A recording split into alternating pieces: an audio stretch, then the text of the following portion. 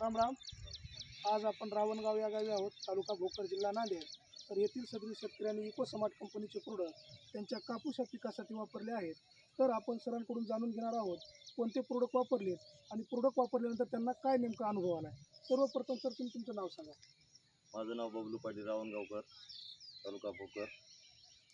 Solanki sir आणि ढगे सरांनी मार्गदर्शन केलं यापूर्वी. साधारण 8 तारखेला मला यांचं इको स्मार्ट बायोटेकचं प्रोडक्टचं औषध आणून दिलं आहे, घरपोच दिलं आहे.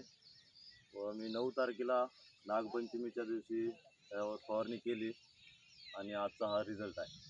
बरं सर, अगोदर कसा होता कापूस आणि कापसावर काय परिणाम होता, रोग काय होता नेमका? अगोदर पिवळा होता कापूस, त्याचे होता. फोटो पण आहेत माझ्याकडे. तुमच्या ग्रुपवर टाकले मी फोटो ते. हो सर, बरोबर.